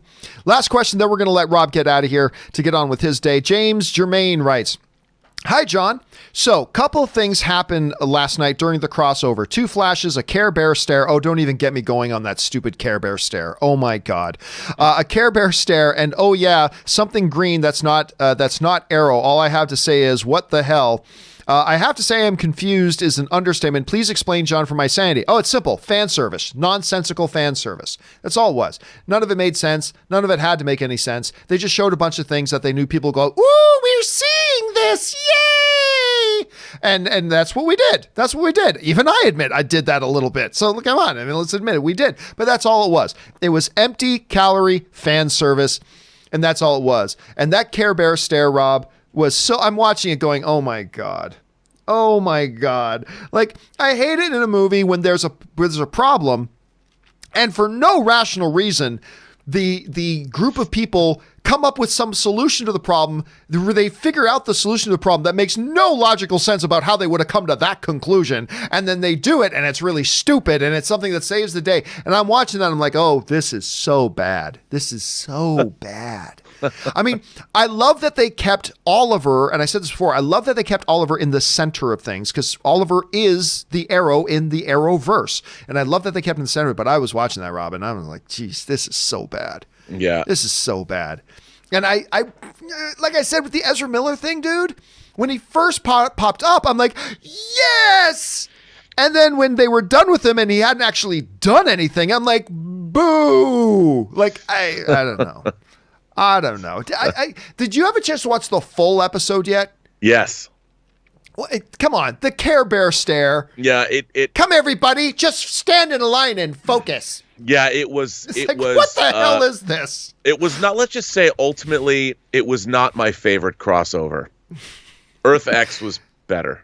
Oh yeah, By a Crisis wide on Earth margin. X. Yeah. Well, and remember, hey, it's not done yet. There's still one more episode to go. Yeah. I'm still hoping, by the way, that they will combine the Earths. That it's going to come out. There's going to be one Earth at the end. I think they should, and I hope you're right. Now, I'm saying all this, but if the final episode, out of some thing of smoke, outwalks Henry Cavill and Ben Affleck as Batman and Superman, I'm not going to lie, I might crap my pants. Bruh. Come on. That would be like if they were able to pull that off, that might be the most, I understand, for anything, it would definitely be one of the great television moments of all time. God, I would crap my pants. Yeah. Now, if all they did was come out of smoke and go, "This Jell-O is delicious," and then turn around and walk out, maybe that would piss me off. But if they just come on screen for a second, I am going to lose my shit. I totally will. Hey, guys, listen, we still got a little bit of time left here to answer some more questions, but unfortunately, Rob's run out of time, so we're going to say adieu to him and let him get going on with his day. Rob, in the meantime, we're going to see you again on Friday, but where can people find you online in the meantime? Well, you can find me on Twitter at BurnettRM, find me on Instagram at Robert Meyer Burnett, or find me on my own YouTube channel, The Burnett Work, and my show, Robservations, the show about something. Rob, thanks so much for being here, man. Always a pleasure to have you here as the Viceroy of Verisimilitude, and you enlighten and enrich all of our days. So thanks for being here, buddy. Thank you, John. All right, we'll talk to you later. Have a good one. All right, guys, with Rob now checking out, it's time for us to continue on. Now, I also don't have as long as I normally do today. And so we're gonna keep going, but we're probably gonna go for about another 10 minutes or so. So we still have more questions to get through. Let's keep right on rolling. James Germain. Oh, so that was James Germain that we already got to. All right. Murray Reich writes, the last 2 episodes of Crisis were pretty good. That cameo in part 4 was awesome, and the tie-in to all the DC Universe's shows that it showed was cool. I just don't understand why they still have 2 Arrow episodes left after all is said and done. Have you or Rob saw it? What are your thoughts? Well, we've given our thoughts. I've certainly given mine. I didn't realize there were still 2 Arrow episodes left. Are you sure about that? Are there 2 Arrow episodes left? I mean, I guess I wouldn't be surprised if there were. God, I hope they do, because I hope they give him a better ending than that. But I listen, I wish I could say I liked it. You guys who have watched me for any period of time, you know, every year I get so giddy about the Arrow crossover event every year. And some years I like more than others, but I've liked all of them, particularly Crisis on Earth X. I thought that was a ton of fun. And I wanted to like this one. I did, but it's just, I don't know. I just think it's just been so bad. But yeah, anyway, hopefully you guys love it and you're having a good time with it. And that's awesome if you do. Every single episode that's come on, I'm like, okay, this is the one I'm going to really like. And I haven't got there yet. Anyway, Murray also writes, I feel like Crisis Part 4 and 5 borrowed elements from Endgame. Lots of similarities. I haven't seen Part 5. Because last night was 4, right? Am I missing something? Did it drop 5 as well already? I think 5 is tonight, isn't it? Anyway, I'm not really sure about that. I'll keep my eyes on that. David Moises writes, hey, John, big fan of your show. Thank you so much, man. I really enjoy it. My question to you, or even what is your thought to this discovery I had noticed in the Morbius trailer? If you take a look at the Spider-Man poster in the alley, the Spider-Man suit is the Sam Raimi Spider-Man. Again, we've addressed this many times already. Yeah, it's more similar to the Raimi one, but a lot of people also say it's very similar to the Spider-Man video game one. At the end of the day, it's a mural in a wall painted. I don't believe there's anything there other than a little wink of the eye to that. So, we've covered this a few times already, but I really don't think there's anything more to it than that, to be honest with you. All right. Next up, Casinema Reviews writes, do you think it's funny that Peter Dinklage is a midget? I bet he squeaks... that's an idiot thing to write, so let's just move on.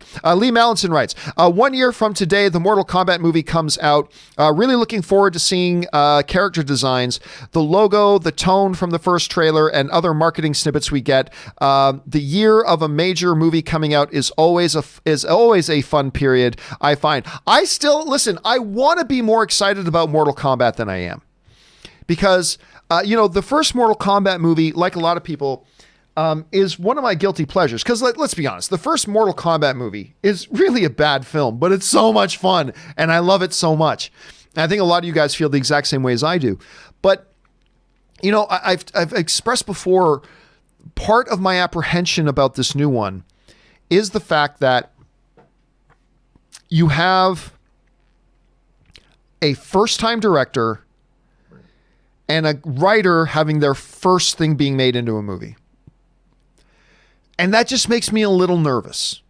That just makes me a little bit nervous. And I think I'm going to probably stay nervous until I start to see some stuff come out from the movie. And hopefully once I do, it's going to start getting me more pumped. But right now I'm kind of in the little bit nervous about it for those reasons. So hopefully it's going to be awesome. Even if it's just goofy, cheesy fun, I'll take it. But until I start seeing some stuff, I'm going to remain a little bit skeptical and a little bit nervous. So here's hoping that can get corrected. All right. Raymond Verrata writes, Ezra Miller on Crisis on Infinite Earths just blew my mind. Having Brandon Routh as Superman again was a treat already. The Crisis crossover brought together the best of DC on TV and the movies, from Burt Ward to Kevin Conroy to Ezra Miller. Yeah, but it was all useless. See, that's the thing that bothers me. It was all useless. None of them did anything. That's the problem to me. To me, it has no value unless there was purpose. Without purpose, it's just noise. It's like, hey, look, there's Burt Ward. Oh, and now he's gone, and he didn't actually do anything. Okay. Oh, look, there's that girl who was in Birds of Prey. Oh, and she's gone. She didn't actually do anything. Oh, there's Kevin Conroy, but ultimately he really didn't do anything, and he wasn't really Batman. Oh, and there's Tom Welling. Yeah. Oh, but he doesn't actually do anything in it. He's there for 2 minutes and gone, and his contribution to it had no ramifications on the show. Okay. Hey, there's Tom Ellis as Lucifer. Oh, but he doesn't actually do anything, and the one thing he did do turned out to be irrelevant, and it didn't matter anyway, so there was nothing to that. And then ultimately Ezra Miller pops up just to say, hi everybody, I'm Ezra Miller and I'm wearing a Flash costume. Okay, now I'm going to vanish. Bye-bye. I just can't get excited about somebody sticking their head into camera frame going, look everybody, I'm here too. Okay, bye-bye. And then gone. I just can't get too excited about that. Unless there's purpose and you give them something relevant to do, what was the point?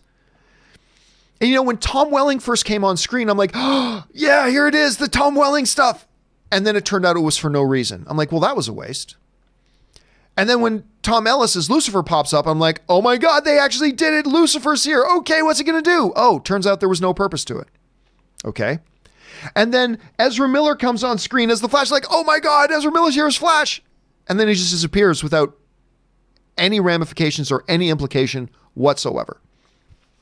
You literally, you could have just had Henry Cavill stick his head, like you could have had one scene, and then all of a sudden, out of nowhere, Henry Cavill goes, hi everybody, my name's Henry Cavill. Remember me? I played Superman. Okay, bye. And then left, and it would have been the same effect. So to me, it's become more irritating. Each time they do it, it becomes more and more irritating. To think you had a year to come up with this crossover event.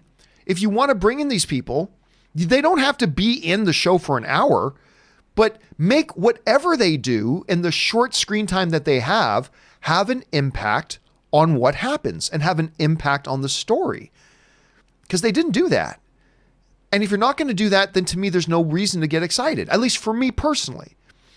It's just every time they did it, I get excited for a second and then I realize it was all pointless and I walk away disappointed. And they've done it with this crossover event again and again and again. And it's, to me, it's made me feel very underwhelmed by it, Raymond, to be honest with you. It's made me feel very underwhelmed.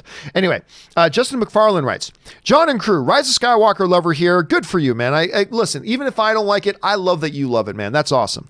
I've seen it 13 times now. It's not perfect, but great fun. Also, I just noticed Apollo 11 wasn't nominated for documentary. It's in my top 10 of the year. That's a huge snub. Any thoughts? Keep it filthy. It's funny you mentioned that, Justin, because Robert was talking about that yesterday. That Apollo 11 was his actual favorite documentary of the year. Cannot imagine why. And the funny thing is, and I don't know that there's any connection here, but this is 2 years in a row that a really obvious snub happened in the documentary category. Because last year, to me, no question, the best documentary of the year was Won't You Be My Neighbor? The Mr. Rogers thing. That was a movie... I've said this before, really great movies change the way you see the world. But the best of the best movies change you. And I've always felt that watching that documentary changes you. It changes you. And I remember the Academy was like, it was so obvious that Won't You Be My Neighbor, the Mr. Rogers documentary, not the Tom Hanks narrative movie, the one that came out last year, the documentary. It was so obvious and clear it was the best documentary of the year that even when the Academy was putting together their commercials for the Oscars, they included footage of Won't You Be My Neighbor, because everybody, of course it's going to be nominated for sure. It's probably going to win. And then it didn't even get nominated. It didn't even get nominated. And now this is another second year in a row. So I'm very curious what's going on with the documentary branch of the Academy. I'm very curious what's going on with them. Anyway, but hey, it's all subjective opinion, my friend. It's all subjective opinion. All right, Hoser Miaz writes, what are your thoughts on the Houston Astros scandal? Very few thoughts, to be honest with you. I mean, look, actually hacking in and stealing what's supposed to be private communications is like, some people try to compare that to the like the New England Patriots thing, which was nothing. The New England Patriots thing was things being done publicly that tens of thousands of people could see. But this was like, if I understand it right, private communications. I'll be honest with you, dude, I don't follow baseball very much. I don't care about baseball that much. But so I don't have a lot of opinion about it. I mean, it sounds like they did something pretty bad and they got caught and people lost their jobs, but I don't really have much more opinion beyond that. All right, Porg Hub writes, with a year as stacked with great movies like 2019 was, is it time for the Academy to start recognizing more than 5 in all award categories? Seems odd to say that there are up to 10 movies that could be best, but not so for people responsible for making them. No, I disagree. Look, because after you get past 5, number one, I've never been all that big on the idea of expanding Best Picture from just 5 nominees to 9 or 10. I've never been really big on it. I mean, I get it. It's the one big award. And so you expand that, I get it. But no, I don't think the answer is, because then where do you stop? Where do you stop? I know that's a slippery slope argument, and those are generally pretty flawed. So I understand that. But honestly, where do you stop then?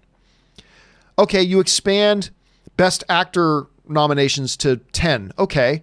Well, what happens in 15 years when look, you could expand it to however many you want to expand it to. It doesn't matter. There are always going to be, we had 25 nominations, but this guy didn't get nominated. And it's always going to be a problem. And then you're going to expand it to 30 nominations. Then you're going to expand it to 40 nominations. Look, it doesn't matter if there's 5 nominees, 10 nominees, 15 nominees. There are always going to be, and this is actually a good thing, there are always going to be disagreements and arguments over who didn't get one of the spots. There's always going to be those. It doesn't matter how many nominees you have. And honestly, the more nominees you have, to me, waters down the prestige of getting an Academy Award nomination. Like, to me, understanding that there are only 5 nominee spots for, say, Best Director, right? 5 nominee spots. To call yourself an Academy Award nominated director means a lot. It doesn't even have to be a win. To call yourself an Academy Award nominated director is a huge thing. But that huge thing gets watered down a lot the more and more you increase that. You know, on Pawn Stars, they often tell us, for those of you who watch Pawn Stars, and I've watched Pawn Stars a lot, but if you watch Pawn Stars, if there's anything you learn from Pawn Stars, it's the more rare something is, the more valuable it becomes. The more common something is, the less valuable it is, right? And the more and more nominations you start handing out, I believe it waters down the meaning and the significance and the honor of what getting an Academy Award nomination is. And again, adding more nominees isn't going to fix the problem. You could make it 10 nominees. Okay, and you're still going to get arguments next year about the person who ended up in the 11th or 12th or 13th spot not getting into the top 10 and they got snubbed. It's not going to fix the problem. So you dilute and water down and ruin the prestige of being an award nominee without ever actually fixing the problem. So yeah, that becomes a big issue, and why I don't believe that is something they should ever actually even consider. I don't think it's something they should actually even consider. But that's just me. They may very well do it, but I don't think they should. All right, Darkside Dashi writes, I like that name, writes, over under 40% there will ever reboot Star Trek The Next Generation one day. Listen, whenever you say the word ever or one day or could, the answer is almost always yes. So while I don't really think they will ever, take over 40% of that. Like in 100 years, sure. So I'll take over 40% on that. Timothy Brown writes, Jobber Superman strikes again. CW sucks so hard. I don't know what we're talking about. Jobber Superman striking again. I don't know what we're talking about there. So yeah. Anyway, but you know how I feel about Jobber Superman. T-Ness writes, last night's crossover was fine, but Jobber Superman. Listen, did they also show episode 5 last night? Did I miss something? Because I just saw episode 4. I just saw episode 4. So I did I miss something? Was there something with another Superman jobbing that I missed? Anyway, they can't even try to make him look good. They gave more gravitas to Kingdom Come Superman in one scene than they ever did to Jobber Superman. Oh, this is true. This is true. Captain Confidence Entertainment writes, but John, movie theater butter isn't real butter. Oh, but a lot of theaters do have real butter. Sometimes they default and they have real butter. Sometimes there are some theaters that you got to ask for real butter. For instance, a theater I was at the other night, ArcLight Cinemas, they have real butter and you can ask for real butter. And then some theaters like AMC theaters, their butter isn't real butter, but they have butter flavor. I'm all about the flavor, so I'm fine with that, but I always prefer real butter. But yeah, many theaters do actually have real butter, Captain Confidence. All right. 50 Shades writes, finally had some time on my hands, so I went to see 1917. Absolutely loved it. Not the best movie of 2019 for me, but it's definitely up there. Yeah, for me, personally, the best movie of the year is still Jojo Rabbit. But man, 1917 is right up there. 1917 is so good and is absolutely right up there. And it's just a special, special film. And I do believe it will win Best Picture. I think it will. I wouldn't put $100 on that, but I think 1917 will take Best Picture. All right. Last question of the day here, guys, comes to us from Sam O'Neill, who writes, hey, John, I've been away for 3 weeks on holiday, so I'm catching up with your show. So thanks for catching up, Sam. I just listened to the Doctor Strange director leaves episode on the 11th, and I'd just like to say a huge thank you for helping out with the bushfire relief here in Australia. We're no problem, man. And again, thank you to everybody, all of the viewers in the community who took steps and donated to the Red Cross Australia to help with the relief efforts over there. Thank you to everybody in the community for doing that. And that's a huge thing. All right, guys, listen, I need to wrap up today's show a little bit earlier than normal. I've mentioned on my social media that today is actually the first day of shooting on my new documentary that I'm making. It's our first day of shooting.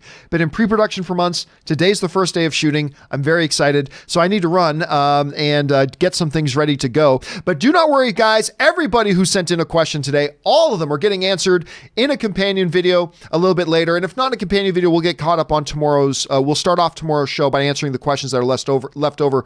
But I think we'll probably do a companion video a little bit later today. So keep your guys' eyes open for that.